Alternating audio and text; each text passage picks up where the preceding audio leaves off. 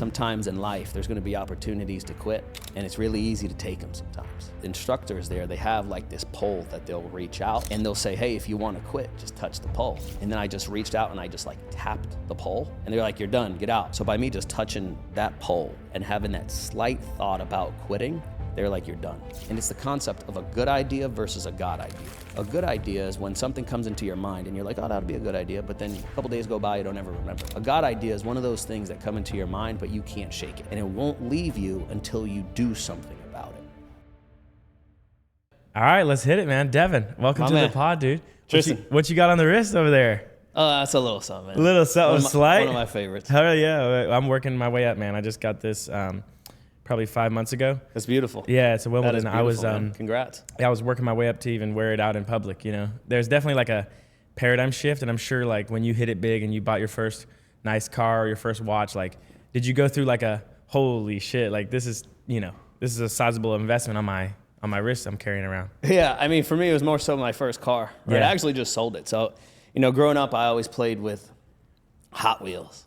I grew up with my grandparents, and they raised me along with my mom.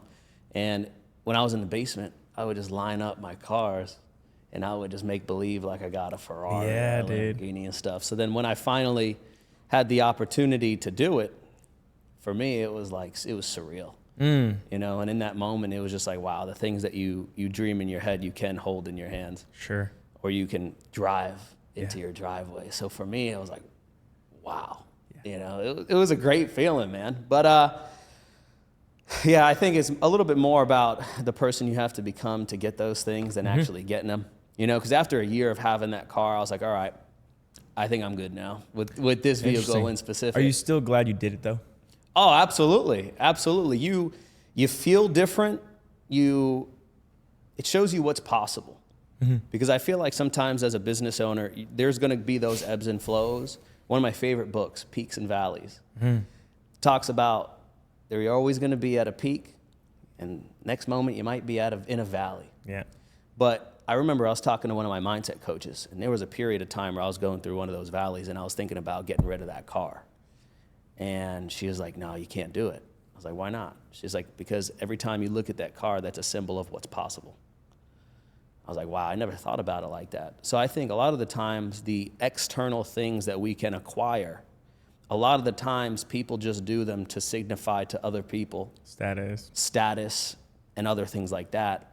But if you're able to take the things that you acquire and use it as a symbol of what's possible for you, I think that's how they become the most powerful things in your life. Yeah, I think it's really important to be careful about what type of meaning you assign to it. Like I wrote a whole essay on this watch, and I was like, what does it mean? What does it represent? What do I think of every time I look at it, right? And so it's very intentional for me. And I think maybe the people who got a Lamborghini or something that got tired of it after like a day or like a week, they were probably looking for something else inside of it, being accepted, being validated. So interesting you say that, because every time I stepped into that car, up until like the last month when I kind of knew it was time to get rid of it, every time I got in it, man, I was like, it was like my first time, Right. I loved it. And I think people get tired of it so quickly. Like I've heard people say, 3 months, I'm so tired of it. It's because they got it trying to impress people that they wouldn't even want in their circle in the first place. Yep. If that makes sense. Like anybody that's doing stuff at a very big level, they're not really impressed by what you drive or the clothes you wear. They're more impressed by the person you are. So I think a lot of the times they have this thought in their mind of the doors it's going to open or something like that. And sure, I'm sure that it can, like if you go to car rallies and stuff like that. I mean, I personally didn't. But I feel like a lot of the times the only people it's going to impress are the people that you don't really want in your life in the first place. Agreed. Yeah, I think it's interesting. The reason I bought this watch is because my buddy Casey, he bought a supercar and then like did the car rally thing. And he was a pretty well-connected guy regardless. But he used that as a networking tool to network. And I was like, okay, cool. And he's like, buy a watch though, because you can take it everywhere. But for me, like, obviously the reason we're sitting here is because I'm good at DMing people and good at like just giving people their flowers. I don't really need something to enhance my ability to connect. So I try to internalize it as more of like hey, I've made a lot of money so far. I've never really bought myself anything. It was always like, I'll get the dinner tab. I'll get the friend's flight, or whatever. And so this was like the first time I actually said, you know what, I'll get something for me. So anyways, dude, great to have you on. I think the best way the way I've been doing these conversations is basically go the 0 to 1 story, the business, and then the sauce, right? Eventually I'll work my way up to where I'll interview guests that like their story's kind of already out there and you might have told your story here and there. But if you're open to it, man, let's dive back all the way before the car, before the success. I think I came across your content where you might have been, and I could have this wrong, I think we talked about it over text, but like there was a Dan Henry clip and you're like talking to him in a conference or something, and like I thought he was hyping you up, but you know, I can't remember what you told me. But anyways, I saw you there and it seems like you were just trying to throw shit at the wall and you were persistent as fuck, and eventually it worked out. But like wherever you want to kick it back from, man, let's walk through so I was in the military, right? So I was an active duty Army officer in the infantry, and that took me out of my hometown of Queens, New York, brought me down to Fort Benning, Georgia. Okay.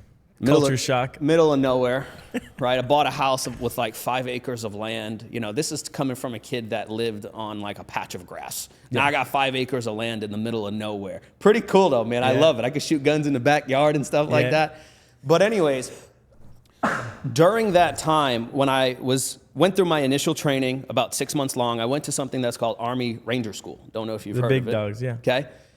Now as an infantry officer, in order to get your Ranger tab, you got to go through this 62-day long course. And to walk into your first unit, as they would call it, like your first team, and not have your Ranger tab as an officer, it's like a big no-no. Like it's like a taboo thing. Like you're looked down on. But you forgot it. No, but I didn't pass the course. Okay. The first day of the course, it was 28 degrees. See, I'm a good swimmer, but I had never swum in no 28-degree weather before, I'll tell you that much. And it's like really fucking cold. It was really cold, man. They actually canceled the class right before us because it was too cold. But it was actually like warmer than when we did it, but they didn't cancel it for whatever reason. But long story short, man, I jumped in that water for one of the parts of the test, and it's called the ditch and dawn. Pretty much you have like this vest on you, a rifle in your hands, and you jump into the water backwards. And then you have to go underneath the water, submerge yourself, and you have to take off the vest, drop the rifle, and then you're supposed to swim about 15 yards, okay? I've done this 1,000 times at that point. Man, I jumped in that water the first time, I immediately started just freaking out because my body was just in a shock. Yeah, it's vibrating. Right, and I was like, I'm drowning, get me out. So they take you out, they give you 2 chances. They put me by this fire pit that's supposed to heat me up. Okay, man, I'm jackhammering. I could not do this. Was the coldest I had ever been in my life. So then they say, Rodriguez, you're up again. So I go, I'm like, all right, I'm going to do it again. I got this. And I jump back in, and I started freaking out again, but I was able to take that deep breath, just kind of regain my composure. But dude, I don't know, something inside me. It's funny. Sometimes in life, there's going to be opportunities to quit. And it's really easy to take them sometimes. And I'll remember the instructors there, they have like this pole that they'll reach out and they'll say, hey, if you want to quit, just touch the pole. And they're like, you just hold on to it and they'll just drag you back to like the ladder to get out of the water. Yeah. And I was like, no, I'm good. And then I just reached out and I just like tapped the pole. And they're like, you're done, get out. I was like, no, look, I'm swimming. And they said, Rodriguez, you're done, get out of the water. So by me just touching that pole and having that slight thought about quitting, they're like, you're done. And it was a shitty feeling to say the least, but I got out of that water, and I don't know if you ever had this experience or maybe somebody that's watching this, but you went through something that kind of upset you, but you knew that there was something better on the other side of it. And in that moment, it was like God was speaking to me. He's like, Deven, I got something greater in store for you.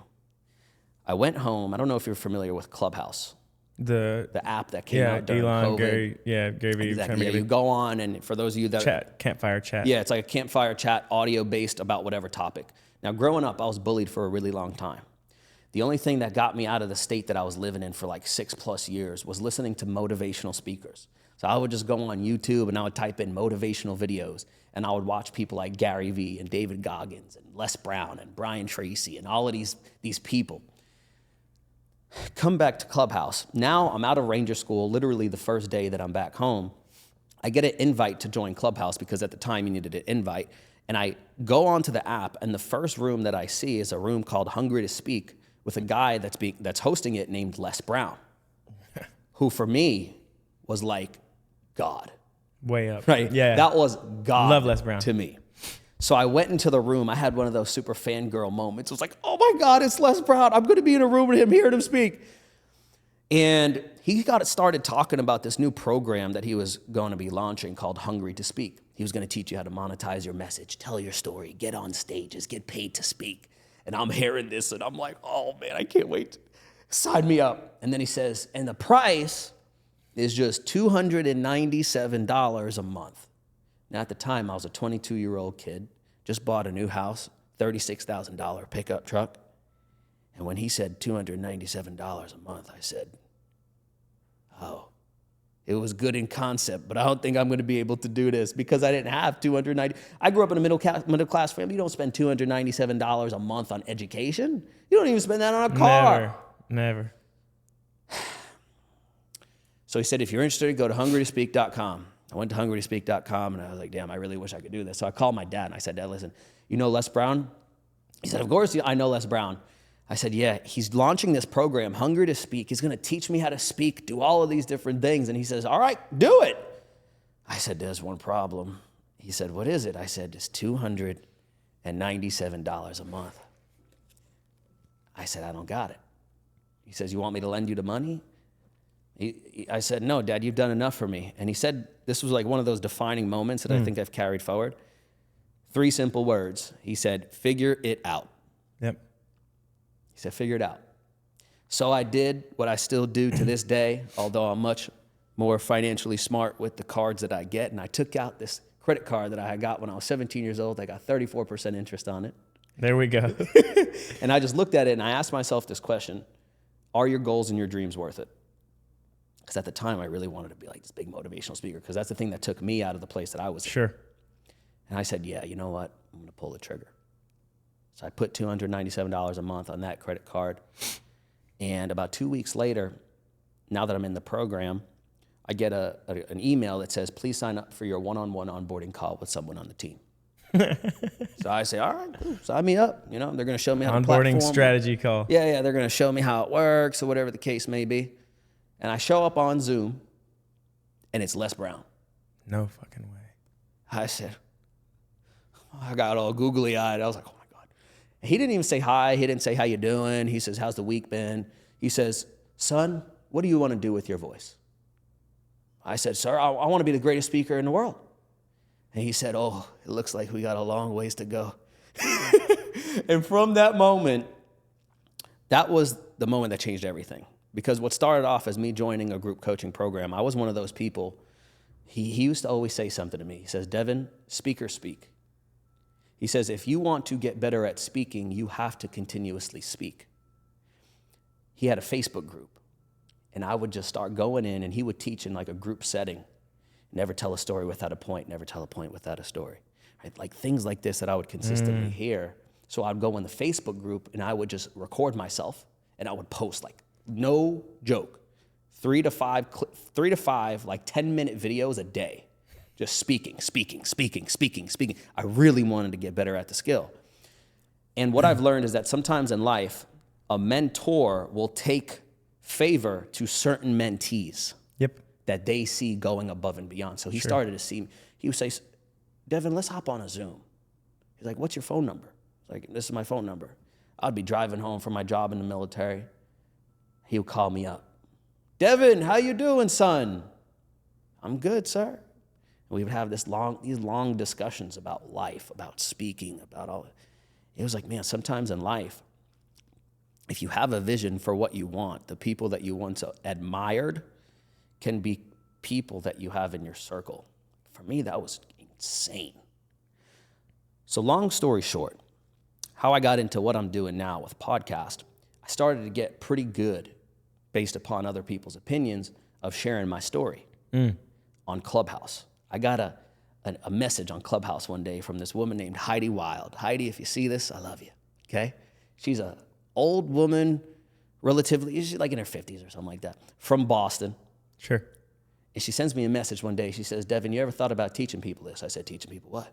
She said, teaching people how to tell their story. I said, listen, Heidi, I'm the one that tells my story. I don't teach other people how to do this. She says, all right, just thought I'd tell you. I'm not Les Brown, baby. I'm not Les Brown. I'm going to leave that to him. Right. Well, I went and I checked my bank account and I had negative $7. And I said, oh, Heidi might be up to something. So I went back to Heidi and I said, Heidi, are you serious about this? You really think that this is something I could do? She said, yeah, I definitely think so. So I started hosting my own rooms on Clubhouse talking about storytelling and speaking. And people started to join, and I launched a program that was $119 a month. Don't ask me how I came up with that figure. I have not a clue. I had no idea what I was doing, but it was amazing. I remember this one woman, her name was Naomi. She lived in like Ireland. She was a diagnosed mute by her doctor, meaning she literally did not talk in public settings. Within 6 months of us working together, she went from that to hosting her own virtual events. It blew my mind. But here's how it connects to what I do now with podcasts. The biggest thing that drove me crazy was that I would have my clients totally transform their ability to communicate and craft, package, and deliver their message, but they never had a stage. Right. And I was driving home one day from work. You familiar with James Clear of Atomic Habits? Yeah. He was on a podcast, and the host asked him, they said, James, what is something that you say no to all of the time? And James said, one of the things that I say no to all the time are public speaking engagements. He says, that's why I charge $200,000 an hour, so that so few people could say yes. The host was like, why would you ever say no to that? He says it's simple, because whenever I speak in a room, nobody outside of these walls is going to hear the message that I have to share. He says, in other words, when I do the work dies. He says, the question all business owners need to ask themselves is, what is the work that when I do it just one time, will continue to work forever? And he said, you see this podcast? I say, yeah. He says, in a year from now, somebody can go out and buy 1,000 of my books. They can hire me to come in and consult for $500,000 or whatever the case may be. He says, this is the work that continues to multiply itself forever. And at that moment, it was what I call a God moment. It was like a boom. It was like, I can't just teach people how to speak and communicate, share their story. Podcast. And at the time, I had my own podcast, which I had started in like 2018, 19. So I'm familiar with how podcasts work. But I didn't really have the courage to start. I think that's the thing. A lot of the times, it's easy to have the thought, but you don't feel like you have the skills, the network. It was late night inspirational sessions. This is where he comes up with the this is the point you talked about earlier with Dan Henry. I go to a Funnel Hacking Live conference, okay? Now here, I didn't mention this part. I loved cars, so I bought when I had negative $231 in my bank account, I went out, I thought it was a smart idea to go out and buy a new C8 Corvette. Genius. Genius move on my behalf, I must admit. So I drive to Orlando, where Funnel Hacking Live was. I pull up to the valet. You know, I feel like a big shot. Sir, I would love to valet my vehicle. I said, how much is it? They said, you tell me. If a valet ever tells you, you tell me, it's going to be a lot of money. So I'm like, all right. I ain't got much money, but I'm going to scrap together what I got because my car needs to be in front so everybody can see what I thought at the time was a supercar, a C8 Corvette. Go to the ATM to take out a whopping $40, and my card was declined. I said, there's got to be something wrong with this machine. I take it out, stick it back in, declined again. I said, there's got to be something wrong with the machine. One more time, I take it out, stick it back in, decline. So at this point, I'm like, okay. Went to go move money from my personal saving account over to my business account, took out the $50, go into the event. I was late for the event because I was stuck at the ATM for like 20 minutes because I didn't want to admit to myself how damn broke I was. And I walk in and Russell Brunson's talking about the fact that in life, there's going to be these whispers from God where sometimes it's going to be like a silent nudge. And it's the concept of a good idea versus a God idea. A good idea is when something comes into your mind and you're like, oh, that would be a good idea, but then a couple days go by, you don't ever remember. A God idea is one of those things that come into your mind, but you can't shake it. And it won't leave you until you do something about it. And as he was talking about this, he was like, you're going to have this vision of where you want to go in the future. For me, it was like, I want to be on stages. I want to do it. And then, but you're going to compare that to where you are right now, and there's going to be such a gap between the two, you're not going to know how to get there. But he says, God's going to plant these seeds along the way. And I started to think about that. I was like, oh, wow, join the army. Teach people how to tell their story and communicate their message? Podcasts. I was like, that's it. I need to do something about this. And man, I'll tell you one thing at that conference that drove me absolutely crazy.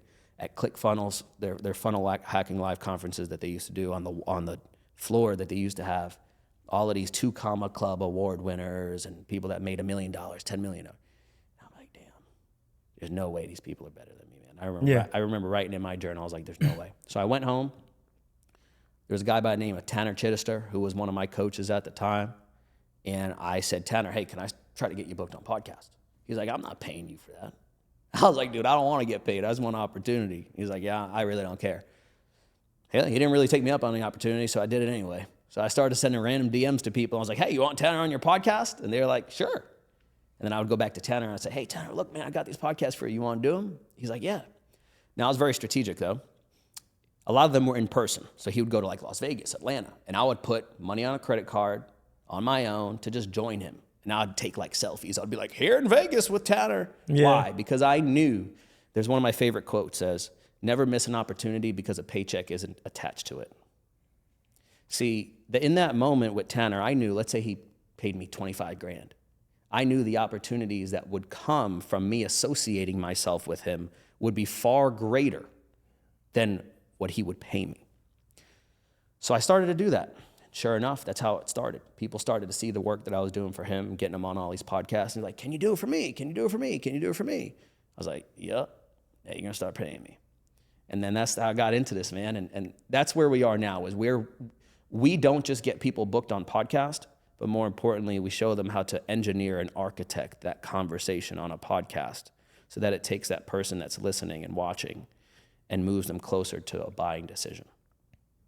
Well, if you've done anything just now, you've given us a masterclass on how to do it. I'm sitting here biting my tongue, trying to silence my advice monster or my thoughts, because you just did the thing just now.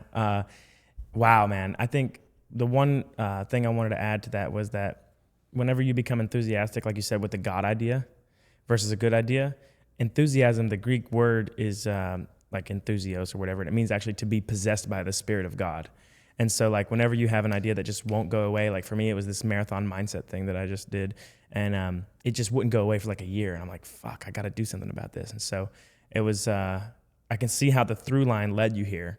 So you're saying you don't only get them on the podcast themselves, but you help them craft the story so that it moves people closer to making a buying decision. So everything we do with our clients is very important to understand. We can get you on the biggest podcast in the world, or you can get yourself on the biggest podcast in the world. But if, number one, you don't have the mindset of what that podcast is designed to do, which in my mind, it's not for awareness or PR, which is what a lot of people think. For me, it's the number one vehicle that you can leverage inside of your business to shape the mind of a buyer before they ever enter your sales process. Sure. So by the time they do, they're already pre-sold on working with you. Mm-hmm. So number one, you got to adopt that mindset. And once you have that mindset, then it comes down to, how do I engineer that conversation in a way where, number one, I answer all of the questions that my ideal clients would have before they ever speak to me? Yep. Number two, how do I eradicate all of the false beliefs that exist in their mind and replace them with new beliefs that are aligned with my way of thinking? Three, how do I overcome the objections that they have and the reasons why they won't move forward before they ever enter my sales process, so that by the time they do, they're ready to make that buying decision? And number four, how do I set expectations properly of who I work with, who I don't work with, how long it takes, et cetera? And when we do that, but do it in a way where it's conversational, just like how we're doing right now, people enter the sales process and they say, how much does it cost? Cool. Turns the sales team into cashiers. Yep. Yeah, I'm sure you're familiar with Dickie and Cole. I think you guys were in the 8-figure boardroom at the same time. But I was their top closer for like 2 years on the Premium Ghostwriting Academy. And both of the founders, Dickie and Cole, went on Ali Abdal's podcast. And every single lead that came from that podcast, they were just ready to go. That was like our biggest profit month back in 2023 when they went on that podcast. And it was just like, lay down too. What do you see as the most common objections or beliefs that people get wrong when they come to your service on the podcasting offer? Yeah, I think the first one is that I got to go on all of these big name podcasts. Like Ali Abdal is a great show. Sure. But Number one, a lot of times it's really difficult to get on those shows. Daniel Priestley actually talks about this concept of like the podcast pyramid, which I really like, is everybody wants to go on like Diary of a CEO, Ali Abdaal. But number one, let's say you got on those podcasts and you haven't gone on a lot of podcasts and you haven't refined this skill. It's not a matter of how much money you make. It's a matter of how much money you left on the table. I'm not going to mention his name, but we have a really big name client in the real estate space. He came on a call and he said, Deven, by far, my best leads come from podcast. So I skipped part of our pitch where we talk about the fact that, hey, we're going to help you convert more on the back end by setting up this conversion pathway stuff we can get into. I skipped all of that because I don't need it. You know what he said? He said, Deven, do you have any strategies and tactics I can use on podcast to convert at a higher level? I said, let's say his name is Chris. I said, Chris, you just got done telling me your podcasts are your best performing lead source. He says, Deven, it's not a matter of how much money I make. It's a matter of how much money I am leaving on the table. So if, let's say you got on a Diary of a CEO, you got on an Ali Abdaal, how much money are you going to leave on the table because you don't have the skills associated, or the skills that would enable you to perform at your highest? So that's the first thing is, number one, getting on these biggest podcasts is Most people aren't ready for it. You're not ready for it. Okay, but more important than that, the reason I say that big podcasts aren't the route that most people should go, and a lot of people don't know this, is number one, unless you already have a big brand, I'd say about 80% of them are going to charge you 25 to 50K to be a guest. Yep. Second piece is where I really like to operate, especially if you want to use this as a vehicle to generate leads and to really affect your sales process, is going to be to get on more niche specific podcasts. Tell you a great example of a client we had. Her name is Heather. She's from China. She has an accent. She helps perimenopausal women lose weight. We didn't go out and get her on Diary of a CEO. We got her on a tiny podcast called The Made Fit Show that has about 20,000 people that listen on a monthly basis. She had never heard of it. We brought it to her. How she helps women lose weight is by increasing their caloric intake. The podcast we brought her was a show about intermittent fasting, eating less. Counterposition. She said, Deven, this ain't for me. I says, Heather, here's what you have to understand. People that listen to podcasts don't listen to that show because they're in love with the specific thing that they talk about, intermittent fasting. See, the reason why people are listening to that show is because they're trying to solve a specific problem in their life. For them, it's how do I lose weight? How do I get back to that body? How do I get back to that person I used to be? So by you going on that podcast, you're positioning yourself as a different solution to the same problem. But the thing is that they probably haven't tried your solution yet. They've probably tried intermittent fasting. They've probably tried keto. But if you go on the same podcast and position yourself as the solution to the problem they have, let's see what happens. She went on that podcast. It was her very first podcast ever. She made $63,000 from that podcast. By the way, I want to make this abundantly clear. In no way, shape, or form, if you're watching this, am I saying you are going to make that type of money? Because I don't know if you're going to listen to what the hell I tell you to do. Luckily, Heather did. Okay? So why do I say that? We could have got her on some big health and wellness general podcast, but the people that listen to a specific niche podcast are there because they are looking to solve a specific problem that exists in their life. And if you can get on that show, you're able to position your specific solution as the solution they need, but only if you architect it in the right way. So that's the first thing is people think I got to go on these big name podcasts. Number one, you're probably not going to be prepared. And number two, it's like, they're not going to get you in front of as many buyers a lot of the time because they're too broad. 100%. What's next? What's the other big one? Yeah, I would say another one that a lot of people have is probably how they go about actually converting on these podcasts.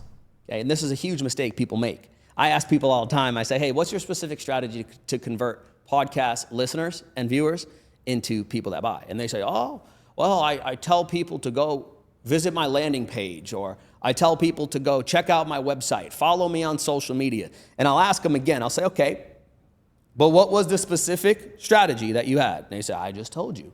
And I'll say, well, no wonder why it didn't work for you. The reality is most people don't have what I call a conversion path from podcast viewer or listener to somebody that's a book call on their calendar. I can't close deals for you. But what you can do is create a pathway that's designed to get people on that calendar as quickly as possible so that you can close them. So what are some of the things that actually go into that? Number one, you got to create a podcast exclusive offer. Meaning, whenever you're on a podcast, you need to give people a compelling reason to act right now. If you think about people that say, go visit my web, even reflect on the conversations you've had with people. How can people find out more about you? Go visit my website. Yeah. Go check me out on social media. Everybody says that on every podcast. So you're not giving somebody a compelling reason to stop right now and to take an action. So what you want to do is you want to create an offer that's specifically designed for podcasts. But the thing is wrap it in language that increases the level of urgency and scarcity that's designed to get people to take action right now. But once you do that, then what are the systems, the workflows, the automations that are on the back end once somebody actually goes and gets that offer? What do most people do? Most people say, hey, go opt into my lead magnet, and then they send them to some generic thank you page that literally says, check your inbox. How does that move somebody closer to being a booked call? Because within 48 hours, the chances of that person becoming a customer drastically decreases. So if you do that same approach, because here's what people think. They read Russell Brunson's book back in like 2020 of set up your 5-day Seinfeld sequence or whatever it's called, and they're gonna open your emails because they're so good and they're gonna book a call. No. You wanna get them while they're as hot as they'll ever be. So the path to a booked call or whatever type of sales event you have has to be fast. So as soon as they go opt in, boom, on the next page, what do you have there? You have a specific video that says, hey, here's the reality. I'm gonna give you access to this thing that I designed exclusively for you that's listening to this podcast, but I know one thing. You're gonna have a lot of questions of how do you apply it to your specific situation? And this is where most people give up. This is why most people don't get results. So what I wanna do is my team actually fought me kind of hard on this. I wanna open up 10 slots on my calendar right now where we can walk you through how to implement this for your specific situation. Now remember, this is somebody that just got done listening to a podcast for 45 to 60 minutes, where if you engineered and you architected the conversation in a way, now they're ready to go. So now if you give them the resource, next page is pretty much like a VSL. I call it like a podcast VSL, where you're framing the call as a specific way to implement the solution that you're giving them in your offer. We can get more into the offer too and how to architect that. And you say, I only get 10 slots. People are gonna act on that. Right. Yep. And by the way, I highly encourage whatever that capacity is for you and your sales team, like actually be legitimate about that, by the way. Sure. Right. But now you also have an application on that page, of course. So if somebody is disqualified, they don't even speak to the team. If somebody is qualified, exactly, you route them to some other resource. If somebody is qualified, they speak to the team. With this, and 48, I like personally 48-hour booking window so that they get on the calendar as quickly as possible. But now they get on a calendar, now they close. Do you find that a lot of the offer owners and coaches and consultants and people that you work with, what it sounds like is first they got to get their podcast right, and then they have basically no idea how to do the funnel stuff. So you're almost solving like a two-pronged problem, and it sounds like you're over-delivering in a pretty big way, because unless they know how to do these next steps, they're not going to actually get them to the call to actually pay. Yeah, nothing's going to happen. So like what we do as an example is we do all of that back-end stuff for them. We set up all of the funnels, workflows, automations, et cetera. We do all of that. Do that in like 2 to 3 weeks.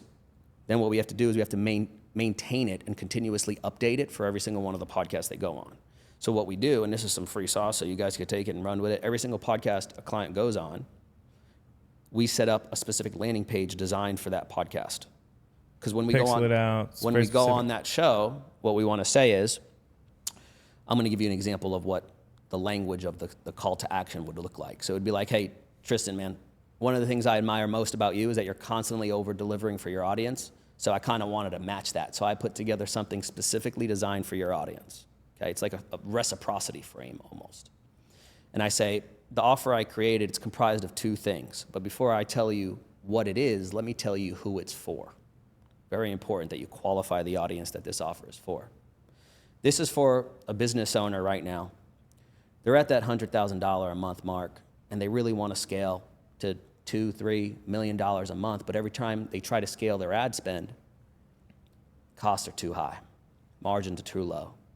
And on paper, they're getting qualified leads, but it's harder and harder for their sales team to close. Why? Because they're skeptical, their guard's up, there's no trust. And ultimately, you've tried everything. You've hired the mentors, you've got the marketing agencies that promised you a bunch of qualified leads, but no matter what you do, you can't seem to scale profitably. Reality is, all you need is a way for you to build trust before they ever enter your sales process. So the first thing I'm going to give you, and then I'll go into the first thing. So it would be something like, the first thing that I'm going to give you, This goes two different ways. If it's B2B or B2C, let's go like a B2C route. Yeah. If it's B2C, I'm going to give them first thing is going to be like a quick, tactical, actionable resource. First thing that I'm going to give you is my perfect podcast pitch template. So it's literally a plug and pitch template that we've used to get our clients on over 10,000 podcasts, and I'm just going to give it to you so that you can go ahead and implement inside of your business right now. And ultimately, what that's going to enable you to do is get on the top podcast in your niche so that you can begin to build trust at scale so that when you do run ads, it's going to be much more profitable because they already saw you on a podcast. Second thing that I'm going to give you is what I call my podcast database. Over the past 3.5 years, what I've done is I've built a Rolodex of over 10,000 podcasts that come to me to ask me for guests. Now, what I'm going to do is, here's the thing. I could give you the perfect pitch, but how many of them are actually going to take you on the show because they get pitched so much? What I'm going to do is I'm going to open up my entire Rolodex to you specifically so that you can not only have the perfect pitch, but have a perfect introduction to the podcast. So now imagine what's going to happen when you are scaling your business. Well, now the amount of trust that you have in the marketplace is going to be substantially higher because you're showing up on podcasts on everybody's feed. So if you want access to both of these things, here it comes, like, you'll connect it. If you want access to this, go to xyz.com/name of podcast, or keyword, I should say, /mindset, /sales, /blank. They go to that page, they visit that page. At the top of it, it says this offer was exclusively designed for listeners of XYZ page, which increases the exclusivity of that. And now it's like, wow. See how that was different of an offer? Like, I just totally winged that as an example, but imagine if more people showed up and did that, where they got done listening to you for 60 minutes, man. They're in on working with you. And yeah, you might get a few sales people that come to you. But what if you were actually proactive? What most people do, and this is a really big mistake, they treat podcasts, like I said earlier, they treat podcasts like PR or awareness or something like that, rather than looking at it as a potential client acquisition system. Never in your wildest dreams would you run ads and not have a funnel. Yeah, it's a free VSL that works on your behalf all the time without 100%. Having to put dollars in the front. And this, what we're doing right here, I got 30 days worth of content as a result of this video that we're doing. 100%. So there's a lot of people that are watching this, and this goes to the next mistake. They don't do anything with the content that they get from the podcast. It's like driving a Ferrari to the mailbox and back. You're not really going to get the most out of the vehicle, man. Okay? So with that being said, let's talk a little bit about what somebody could do with the content. Man, this goes so many different ways. I'm going to throw two different concepts out there first.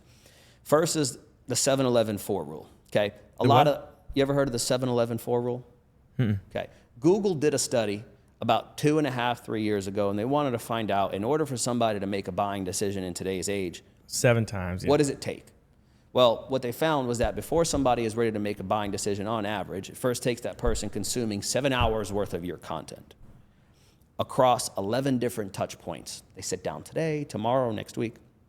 This is the big one. Across 4 different platforms. So let's say you are running an ad, and somebody goes over and checks you out on LinkedIn, YouTube, and Instagram.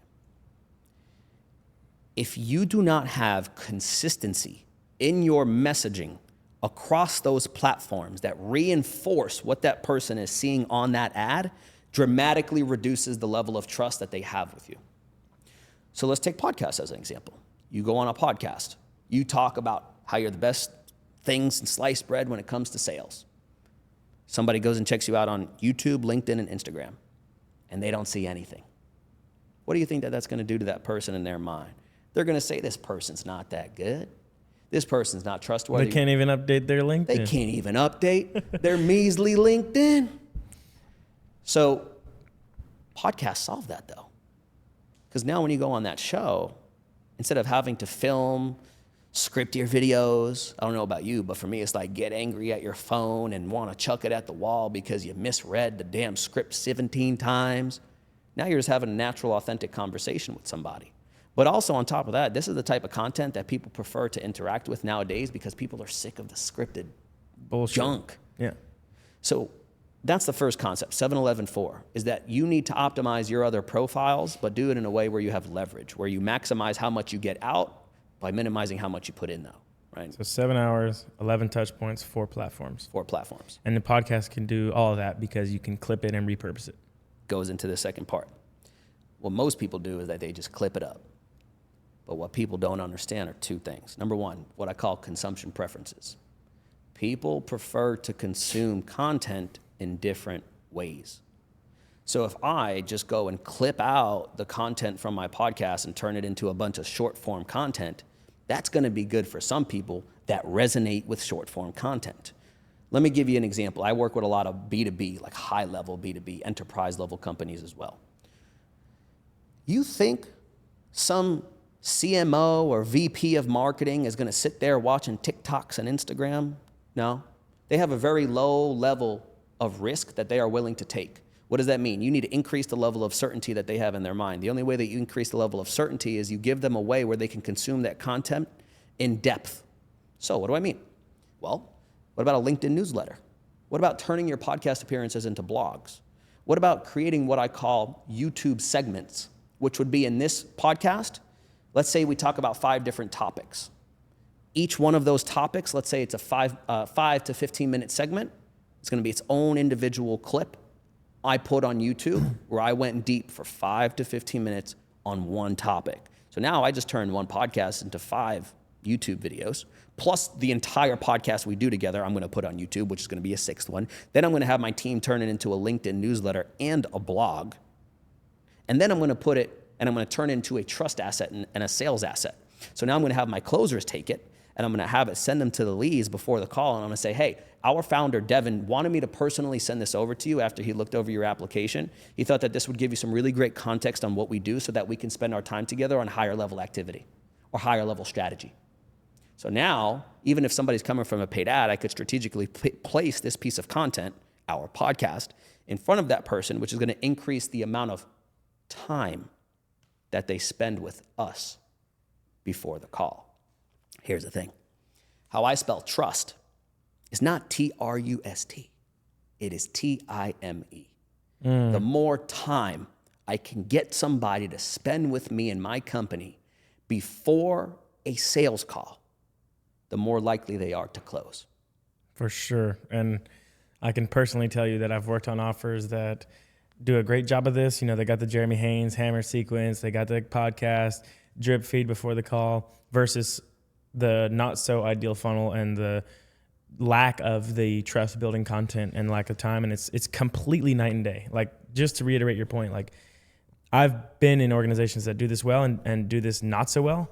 And it's actually night and day on the close rate, on the actual fighting that you're having to do on the call. Like, you don't want your closers to be pulling teeth, right? Like, ideally you avoid it being a convincing call. It's more like, I'm convinced, let's just sort out the logistics and I just have 100%. a few questions, you know? 100%, exactly. So what I always tell clients is, and you see the difference here when we talk about how we distribute the content. Most people, it's like, let's just repost it on Instagram and I expect that to do something for, sure, that is a good thing, because what that's going to do is it's going to increase and multiply the number of people that interact with your brand. So it's good for awareness, but awareness does not create trust. So now I'm going to take this content, I'm going to bake it into 3 areas of my business. My organic marketing, which is going to be based on consumption preferences. So I'm going to create short form content. I'm going to turn it into LinkedIn newsletters. One thing I didn't talk about is that how do we influence what all of these LLMs, Claude, ChatGPT, Perplexity, how do we influence what those things say about our company? The way you influence those things, number 1, third-party validation. They look for content online that validates you and your company from third parties. Second thing is long-form content. So now if I take the podcast, let's say we upload it to YouTube. YouTube automatically indexes a transcript from the podcast that we do together, which is directly fed to all of these LLMs. But now if I also take this podcast and I create a LinkedIn newsletter and a blog, which are 2 more long-form pieces of content, now I'm influencing ChatGPT and I am manipulating it in much more depth. Right? So that's another thing that people don't consider is when you just post a short-form piece of content, you're not manipulating the one thing that people are using to compare you to everybody else. Have you done anything with Substack Notes? Haven't. So that's like my, Dickie and Cole and a couple of my guys on that team, Daniel, they have a pretty good insight of like Substack Notes being the next best thing. And it's kind of like the newsletter / it's like Twitter, but Substack. So, it's funny. I've gotten on a lot of calls lately, and I've heard that a lot, man. It's like Substack. Yeah. So I got to look into that It's for sure. definitely like, I think we're ahead of the curve by a bit, but one thing that it does is it goes into like the blog surface area and then feeds the LLMs too. Yeah. I mean, the more and more I'm hearing you say this, man, it's just like every business owner that's not doing this is why do you think well, I guess we talked about a few reasons, but like you are filling a huge gap in the market. Like this should be more common knowledge and like people should be taking this seriously. If you're talking to the business owners that are like on the fence about this and they're like, I want to, but like I have these fears, like what are some of the fears that come up? Like, is it I'm not a good public speaker, or like my message isn't, do you deal with a lot of imposter syndrome clients? Like where does that come up? Not really. Yeah. I'll tell you why, because I prefer to work with people that already have a proven, validated offer, already have a bunch of success. Sure. Because here's the thing, talk about expectation setting. It's going to take a little bit of time. We got to get you on a podcast. We get our clients booked on podcasts within the first 10 to 14 days. But then you got to schedule it, you got to record it, they got to edit it, they got to throw it in a queue, and then they got to publish it. So if you're coming in to work with me and expect a bunch of money in the first 60 to 90 days, you're mistaken, because this is going to be a long-term game.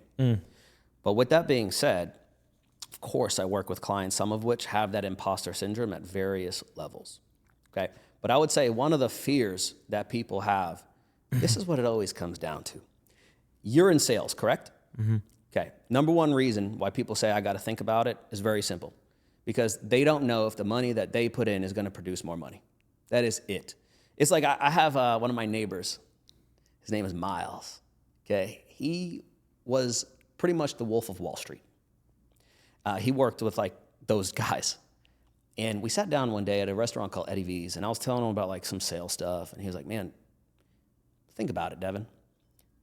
If you knew that you invested in something, would you want to think about it tomorrow? I mean, let me take that back. If you knew you invested in something and you got, let's say, hypothetically speaking, 10x your investment guaranteed, would you want to think about it? Would you want 48 hours? Of course not. You'd be asking me to get started yesterday.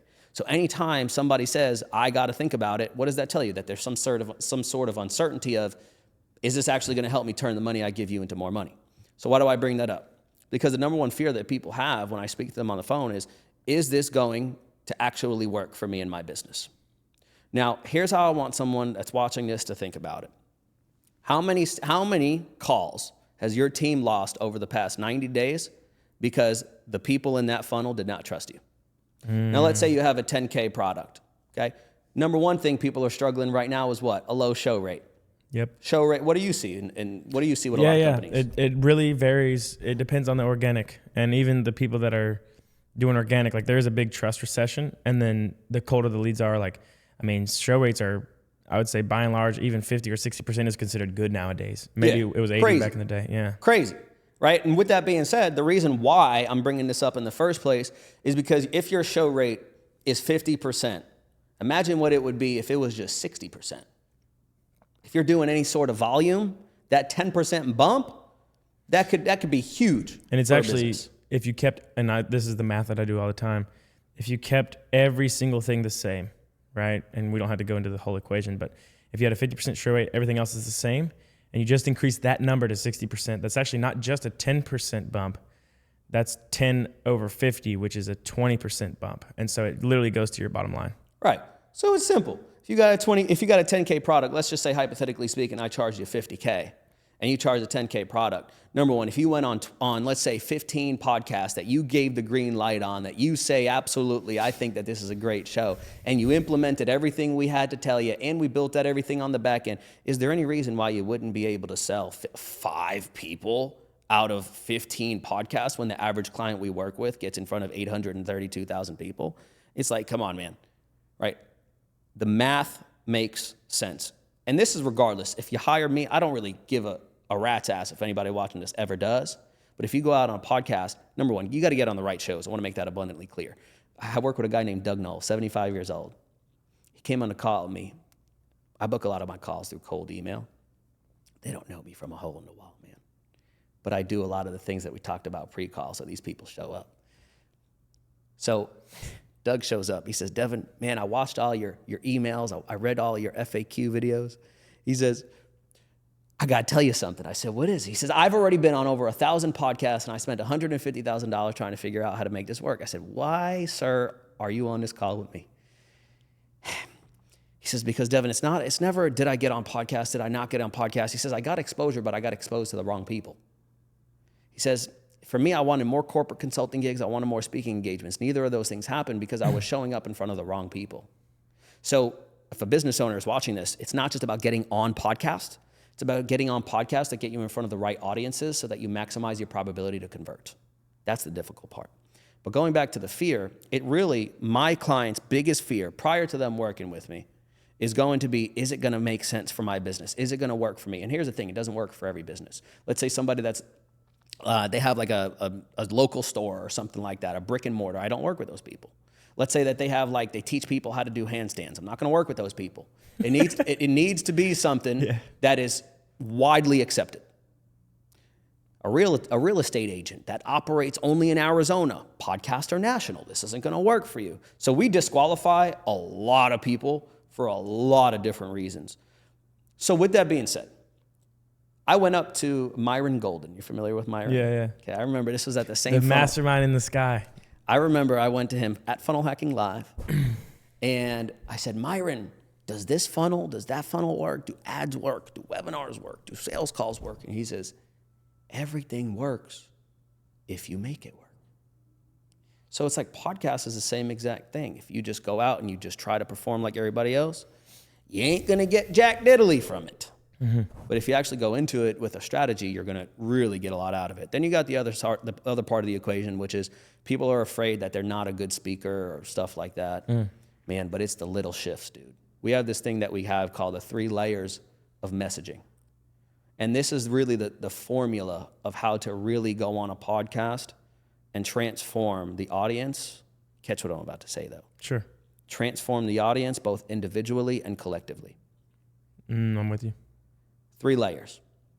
Layer 1, whenever you go on a podcast, see, here's the thing people need to understand. People buy from people that make them feel the most understood. When people go on a podcast, they want to try to get the audience to understand them, when you should spend your time trying to make them know that you understand them. So how do we do that? 3 layers of messaging, all dedicated and designed to get that person to feel like you know them better than they know them. First part is what we call their lived experience. Yeah, a lot of my clients that I work with, they really struggle to run their paid advertising. It's really challenging. I could say that, or I could say something along the lines of, I work with a lot of people right now that are trying to get to that $1 million a month mark. No matter what they do, no matter how much they spend on ads, nothing seems to work. At the end of a long day, they just sit there and they look at their ads manager and they think, is this ever going to work? Am I going to really be able to scale profitably? Why do other people get to do this, but I can't? What's wrong with me? See the difference there? Mm-hmm. How I'm describing their lived experience. So now that person says to themselves, they know exactly what it's like to be me. But here's the thing, they would never articulate out of their mouth what I just said. They would never tell anybody that. Sure. They would never tell their wife, their girlfriend, their dog, maybe their dog, maybe their cat. But besides that, they would never tell people because they're afraid of being judged, misunderstood, all of these different things. So one of the things I always communicate to my clients is this right here.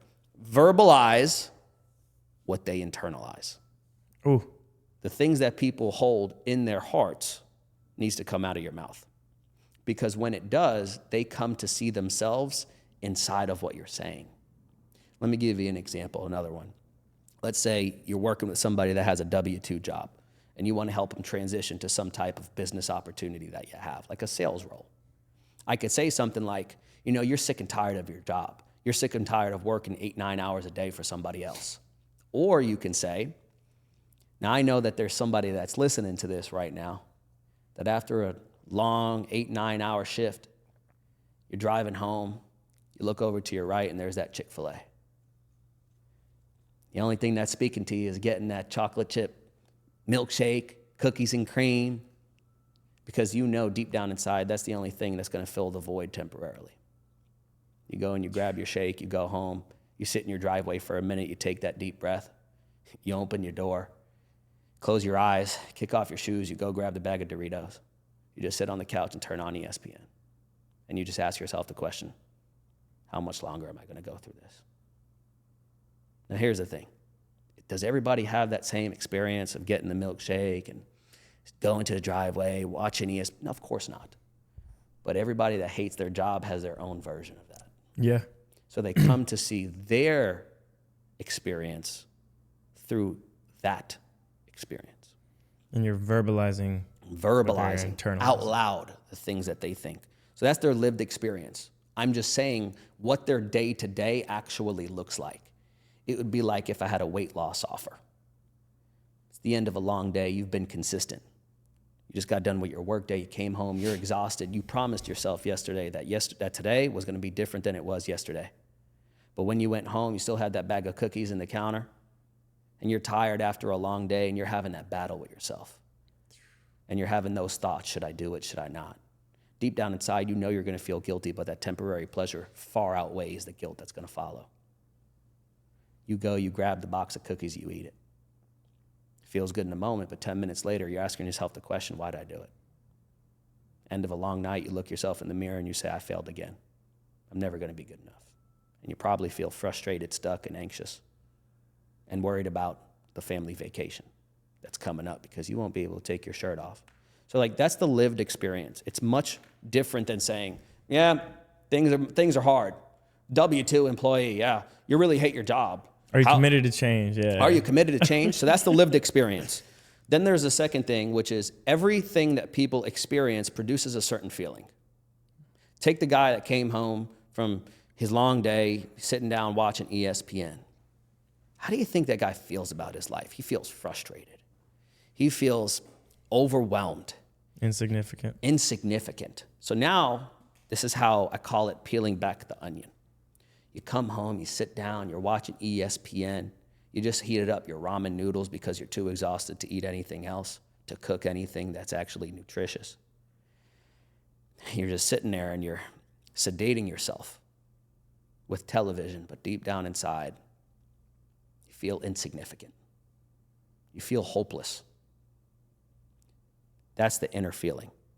So now I'm saying out loud the feelings he feels inside that he would never tell anybody else. Ding, ding, ding. So what do they say? Imagine you're on a podcast. Imagine you run an ad and you're verbalizing these things. This is how people will look. Yeah, that's me. Deven understands me, man. Deven understands me. Let's peel back the layer one more. The last layer are their silent thoughts. So what is that inner conversation that those feelings produce? So if I feel insignificant, what does that sound like in here? Let me give you an example. So you come home after that long day, lived experience, here we go. Come home after that long day, you slam the door shut, and all you want to do is curl up in a ball on a couch and just be by yourself. But now you come home and you got to care for your family. You got to cook. You got to do the laundry. All you want is to sit down and drink a glass of wine to decompress. But now you have to fend for everybody else. And ultimately, that's the transition to the inner feeling. And ultimately, it has you feeling despair. You're bone tired. You feel unhappy. But you put on a big smile for everybody else, but deep down inside, you know you're the furthest thing from it. And you probably say things to yourself like, transition to the silent thoughts, and you probably say things to yourself like, how much longer can I continue to smile for everybody else, but feel like shit inside? How much longer can I deal with this job that pays me good, but keeps me trapped? Those are the things that people are saying to themselves.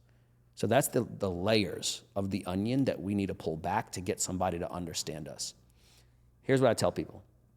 Biggest problem people have is they tell people things. It's hard. It's difficult. You've tried everything and it hasn't. They tell it. You need to begin to describe it.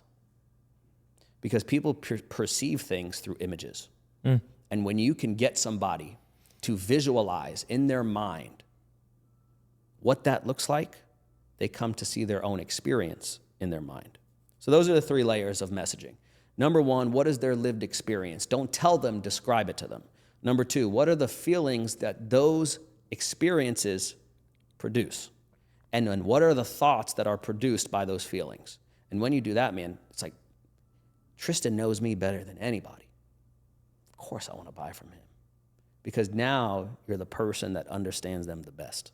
So I understand what I just said took me a little bit of time to articulate, but once you do it and you practice it, this is why we do such a high level of coaching with the clients we have, where I will stop you in your tracks and I will be like, no, I need you to go back and say it that way.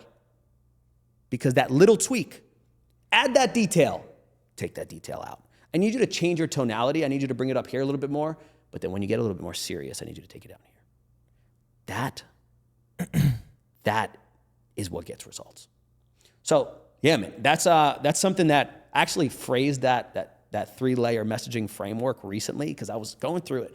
I don't know if anybody can, maybe you can resonate with this. Sometimes you're teaching something and you're like, oh, that's pretty good. Yeah. So I was like, I need to write that down. So I was like, hold on, guys. Give me like 30 seconds. I need to write down what I just told you guys. So it's a continuous process is the point of what I'm trying to say is it's really mastering your voice because it is truly an art and a science. And by no way, shape, or form am I like a master at it. Yeah. But damn, I continue to work. And the point is this.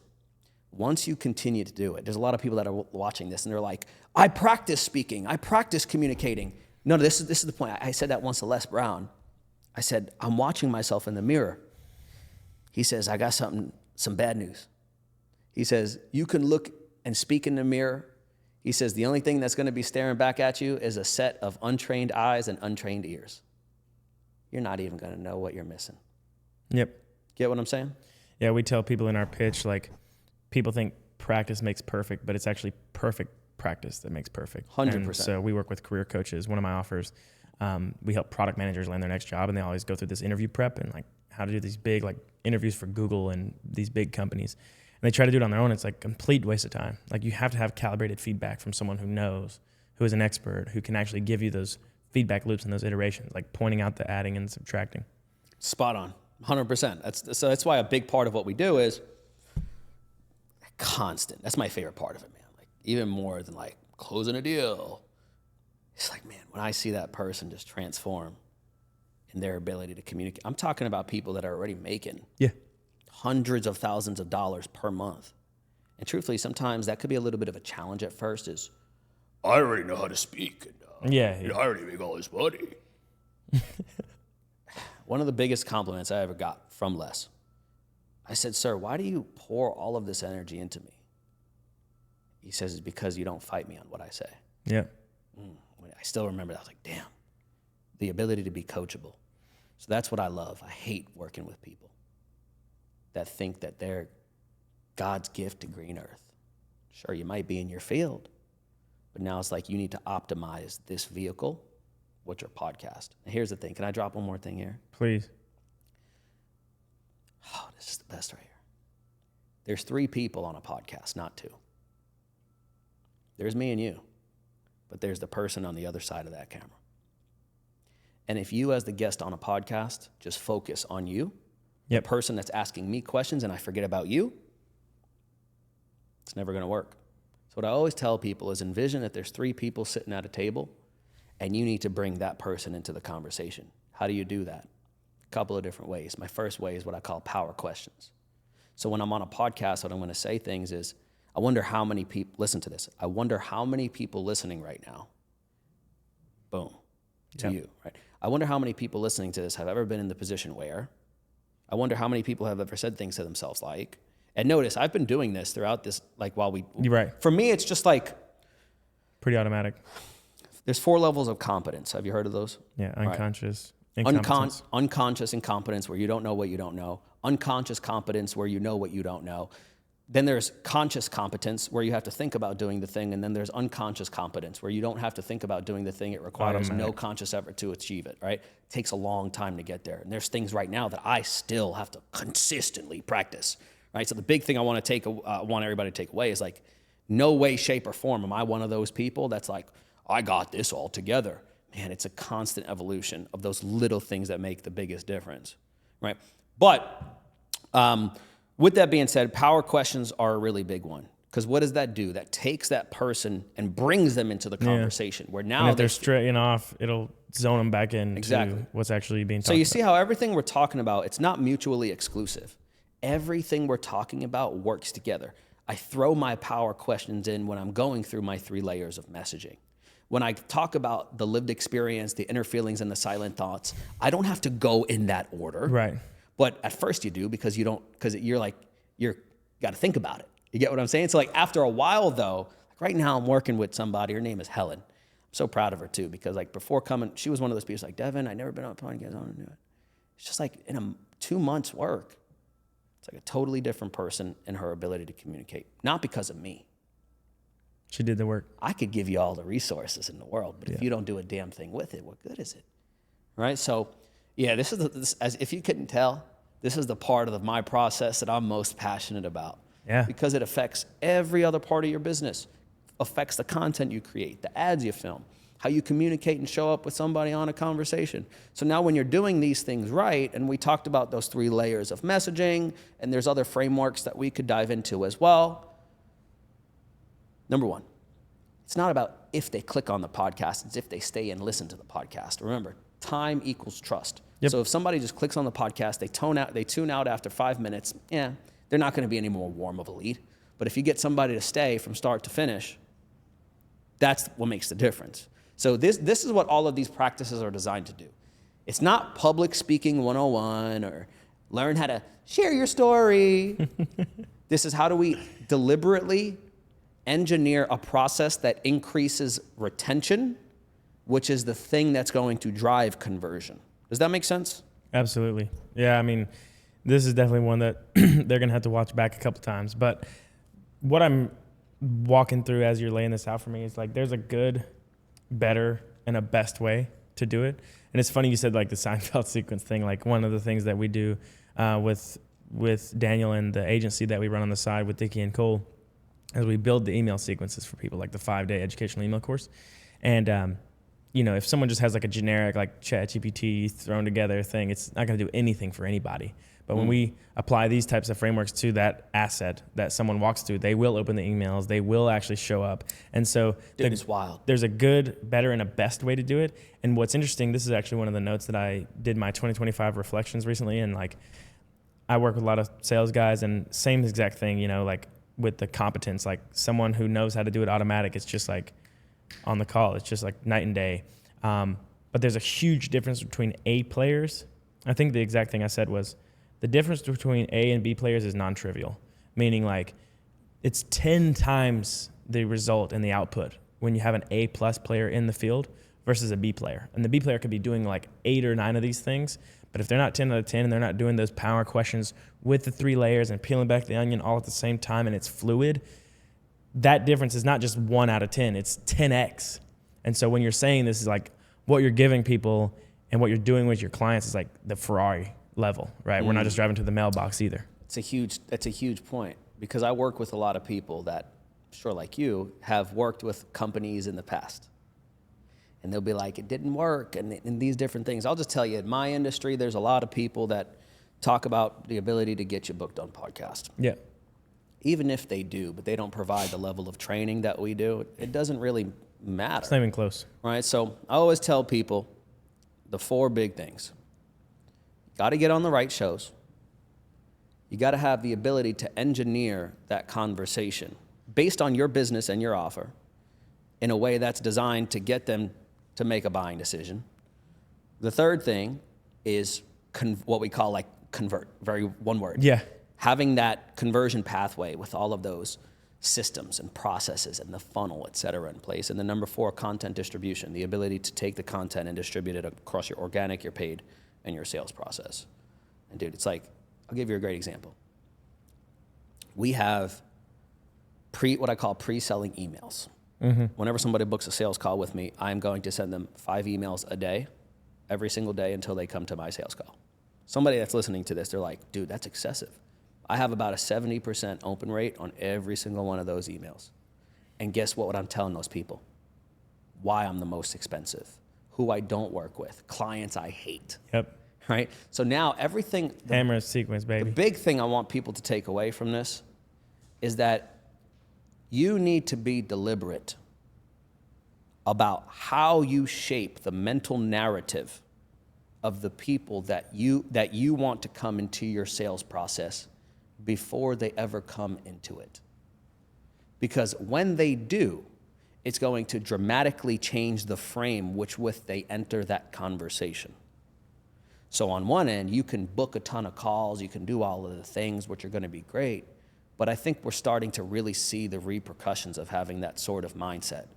Or you can have something in place that really builds trust at scale, which are podcasts, that allows you to reshape the mental narrative that people come into that conversation. Because here's the thing, man.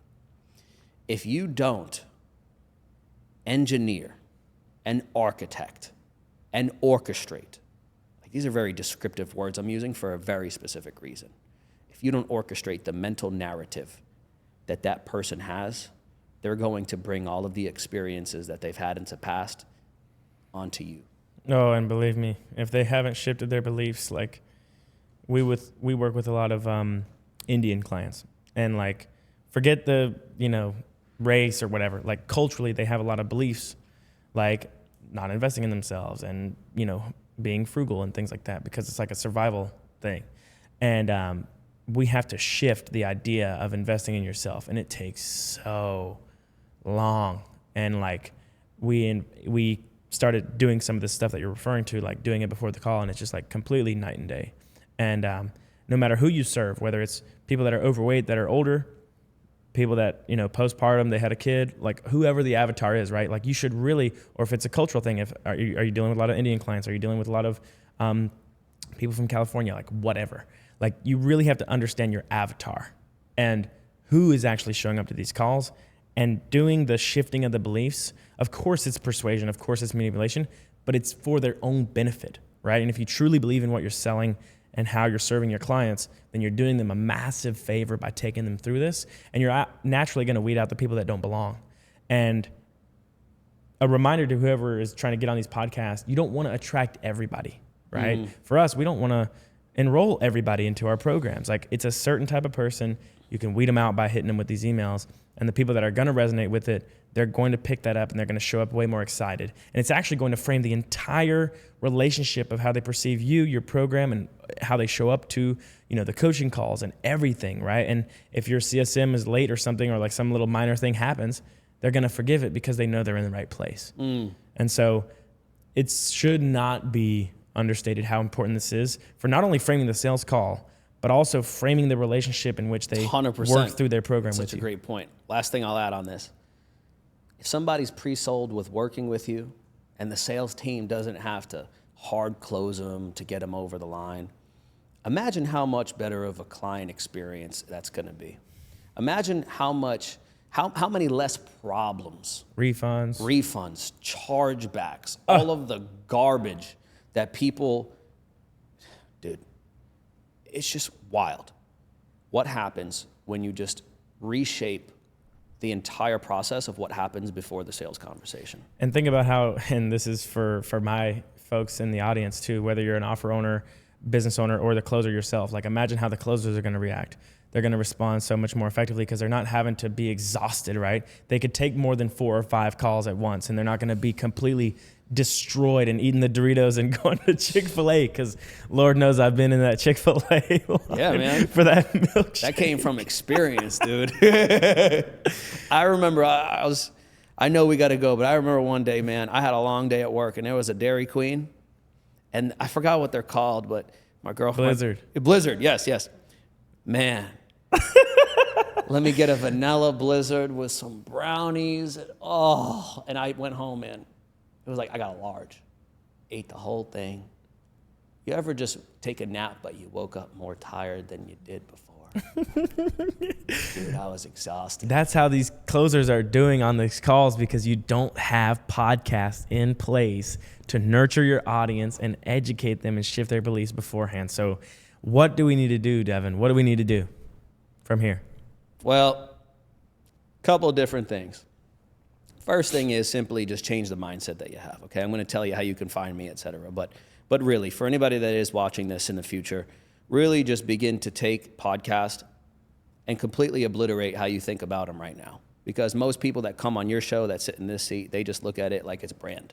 It's branding, it's PR.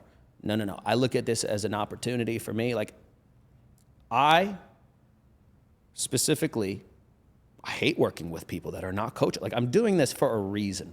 Because like I don't want someone to watch this that isn't coachable to hit me up. Please don't. I ain't taking your money. I don't care how much you got. Right? So it's like, just change the mindset you got around it. It's not just awareness. It's specifically something that you do to shape the way that people interact with your business. Yeah. Okay. Now, besides that, really, I thought the most valuable thing that I could just do for people, and really simply put, this is my way of saying thank you to you, because you flew all the way out here to interview me and maybe one other person, man. I just can't thank you enough. Over the past 3.5 years, we've booked our clients on over 10,000 podcasts. We've worked with hundreds of, if I mention their names, you would know who they are, type of business owners. And what that's enabled us to do is build a lot of really great relationships with podcast hosts that now trust that whoever we bring them is going to be a qualified guest. Now, let me make very clear who this is for. Well, I think it'll be easier to go. This is not for you if this is like, you're less than 20K a month in your business. You're just getting started. I love you. I've been in those shoes, but just focus on acquiring new clients as quickly as possible. Do not focus on podcasts.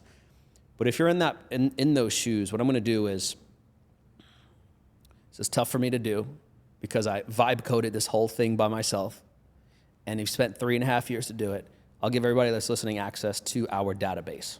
So all they have to do is go to my Instagram, which is at Deven Rod, which is Devenrod, Devenrod, and just send me the word marathon, okay? Marathon. You look at it and say ultra marathon. And what I'm going to do is, based on whatever niche you are, I'm going to get all the podcasts that we have in that niche. We have a one-click export button, and I'm just going to give you all of the podcasts in that niche. So therefore, you can just immediately go out. You have all of their verified contact email addresses, everything you'll need to start going on podcasts on your own. And hey, if you're interested and you want us to help you do it faster, cool, we could have that conversation.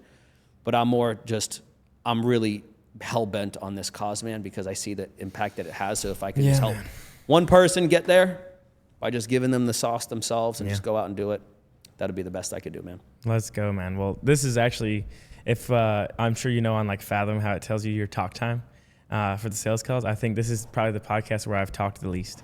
And there's a reason for that. Dude, I don't know if that's a good thing or a bad thing. No, it's good. It's good. No, it's great because you're actually giving us so much value, man. I can't even begin to thank you enough. And because we're running out of time, you heard him here first. Go DM the word marathon to Deven, and you can use that tremendous resource. It's very generous of him. I'm certainly going to DM you marathon and get my podcasts. But dude, I know we have like zero time here, but on a selfish note, rapid fire, you ran 100 miles, right?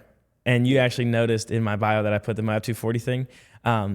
Tell me about the ultra marathon side quest. And we have 30 seconds, so give me the short and sweet on that. Yeah, I became obsessed with David Goggins. I was in college. I was like, wow, if David Goggins could do all of this, so can I. I went away for the summer to military training for 3 months. I did a 50K the very first day I came back with no training. Yep. 3 weeks later, I ran 105 miles. Yep. In 24 hours and 36 minutes. That's a legit time. Dude, terrible. Like 14-minute mile. I do not advise anybody run that type of distance without training, because now my body is seriously like hurting because of that. And then I went on to do like a last man standing run. I actually prepared for that one. That was a lot of fun. But yeah, that was a really transformative time in my life, man. It shows you, I think you can attest to it, really what you're capable of. Yeah, well, I think in the very beginning, you said something along the lines of like, who do you want to become? And then start acting like that person. And you did the Les Brown, and then you did all the motivational tapes. I had the same exact thing. A lot of big ones for me were like Patrick Bet-David, Jordan Peterson, David Goggins, etc. I saw Jordan Peterson on your Instagram. Yeah. I've met him a couple times in person. So very blessed to be able to say that. And I fell down the David Goggins rabbit hole, did a marathon February 2022, then did 100 miles like 2 months. You've done 10 so far. Yeah, I've done 10 100-mile races. and did mile 240 in 2023, DNF'd, got to mile 170. And that's like that failure point that you mentioned with the swimming when you touched the pole. Like that was my failure moment, and it lit me on fire. But I went back for revenge, just like Goggins did too, second time, because he DNF'd the first one because he went off track. And got it done in 2024, and that it just lit me on fire. So like my whole thing about sales, whether it's managing teams or coaching reps or coaching offer owners on their sales, like I want to help people go further than they think they can.